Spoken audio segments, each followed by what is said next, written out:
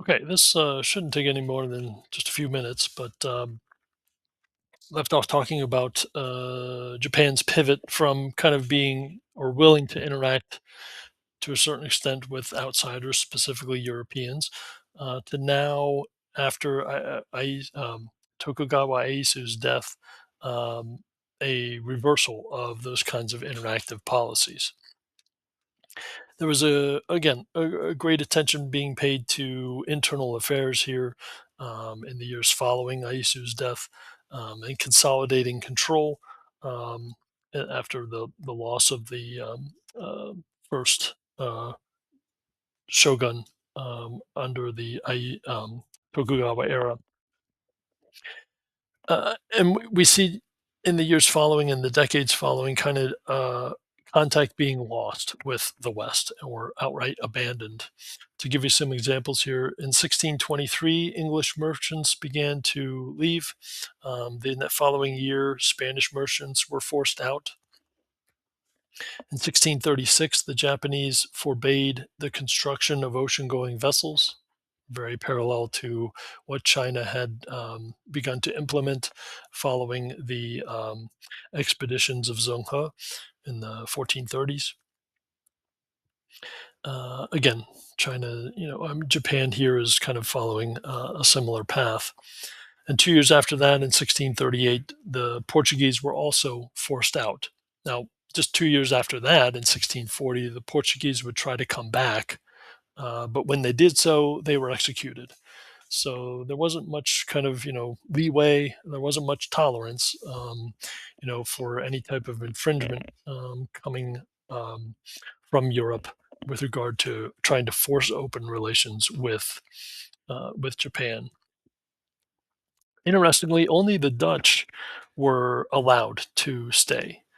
Um, it's it's a safe bet that that is probably due to the fact that the Dutch themselves were truly more interested in commerce and establishing trade than they were in trying to bundle that together with proselytization, with trying to spread Christianity. Um, we'll see another example of that when we turn attention towards um, the establishment of things like the Dutch East India Trading Company, and kind of their efforts to become a commercial global empire, which for a brief period, especially during the 17th century, they were successful at achieving. Um, so the Dutch here were willing to, you know, sideline religious,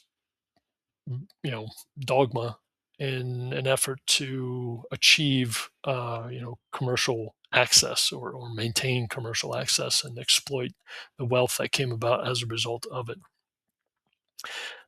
But even when the Dutch were allowed to stay, those that contact was closely monitored in many cases.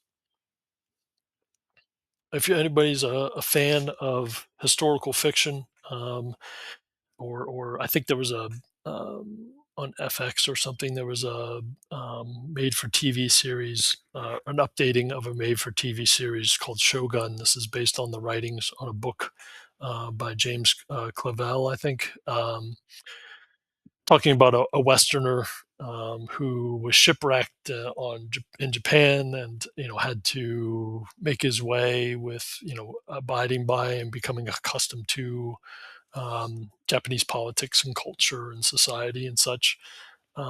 It's roughly in this time era, this period of time in which we're talking about. When um, the setting of that book is established. So just kind of put it into a pop culture type of reference. Now that book is fiction, um, you know, but so take it with a grain of salt. It's entertaining, which is basically the purpose of it, more than any kind of true historical accuracy, um, which is historical fiction. So, but to wrap up, autocratic power.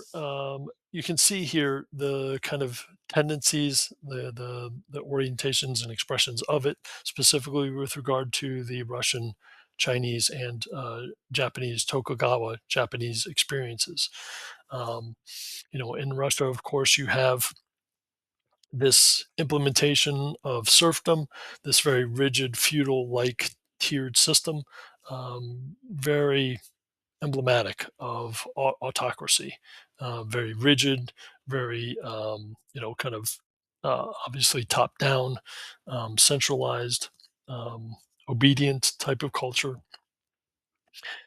You can see how this is going to, in many cases, determine identity, and determine the mindset of these populations as well.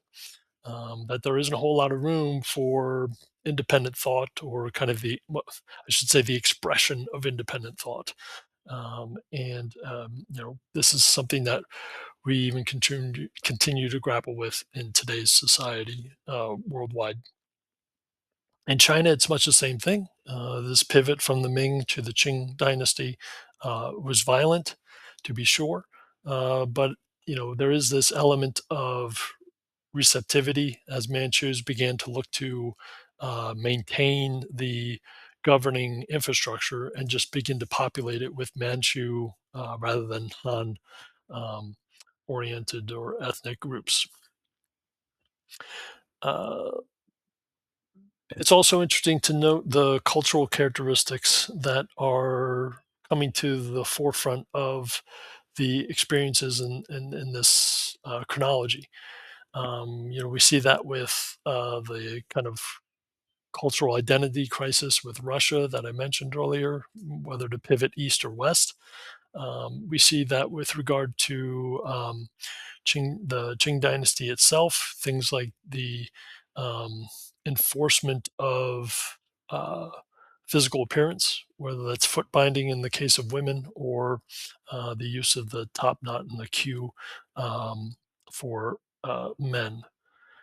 And also in Japan, we can see that even from the slide with the merchant class, and it's important to kind of keep put a pin in the merchant class within the Tokugawa order, especially as we get into the kind of maturation of the Tokugawa era itself. But how they begin to influence and support the growth in cultural expressions like kabuki and haiku. Um, so, there are some aspects that we've kind of laid out here or scoped out in a general sense that should be kept in mind as we continue to move through the material here. Um, I will be in for this week. Basically, we have two lectures left: the politics of colonial settlement, and if I can get to it quickly, uh, um, colonial narratives, or there being no one true narrative to the colonial experiences. So that'll be a lecture talking about more of individual testimonial types of experiences with regard to colonial settlement of the New World itself. So um, specifically along the English Eastern Seaboard. So be looking out for those, and I will talk to you soon.